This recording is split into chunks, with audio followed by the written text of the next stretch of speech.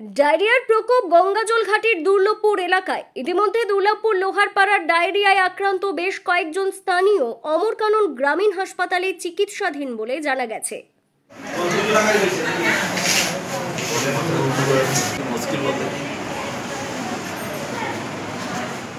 স্থানীয় সূত্রে খবর, গত কয়েকদিন ধরে দুর্লভপুর লোহারপাড়ায় ধারাবাহিকভাবে ডায়রিয়া আক্রান্তের সংখ্যা বাড়তে থাকে। প্রথম দিকে আক্রান্তরা ব্যক্তিগত উদ্যোগে চিকিৎসার ব্যবস্থা করেন। পরে স্বাস্থ্য দপ্তর বিষয়টি জানতে পেরে ওই গ্রামে মেডিকেল টিম পাঠায়।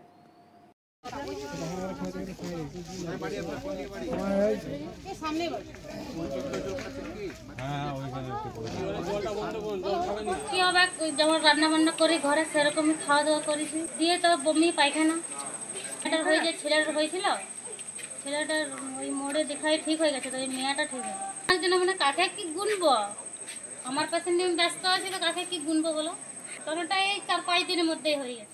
গঙ্গাজলঘাটি ব্লক 2 তৃণমূল সভাপতি জিতেন গড়াই এই ঘটনা প্রসঙ্গে বলেন, পরশুদিন শুক্রবার থেকে লটিয়াবনি গ্রাম পঞ্চায়েত এলাকার দুর্লভপুর গ্রামের ক্ষেতমজুর পাড়াতে আমরা 2-4 জন মানুষ দেখলাম যে তারা ডায়রিয়ায় আক্রান্ত হলো।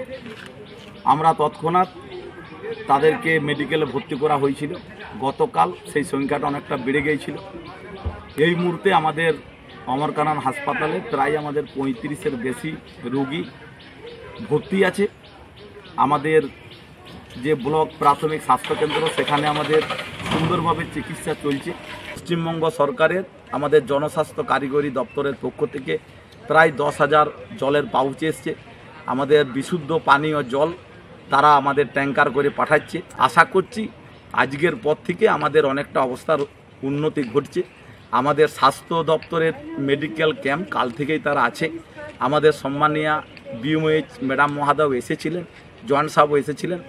আমাদের বিএমওএইচ ম্যাডাম বলে গেলেন যে আমাদের এই ক্যাম্পটা এখনও যতদিন না আমাদের রুগীরা ভালো হচ্ছে বা আরও যাতে না স্প্রেড করে রোগটা, তার জন্য থাকার আরও 4-5 দিন যদি থাকতে হয় সেটা থাকবে। আমাদের অভিজ্ঞ ডাক্তারবাবুদেরকেও এখানে পাঠিয়েছেন, তারাও এখানে বসে মানুষকে একদিকে সচেতন যে কাজ সেটা করছে, অন্যদিকে প্রাথমিক চিকিৎসা যেগুলো ওআরএস পাউডার থেকে শুরু করে যেগুলো দেওয়া দরকার ডাক্তারি ভাষায়, সেগুলো মানুষের বাড়িতে বাড়িতে তারা সাপ্লাইটা দিচ্ছে।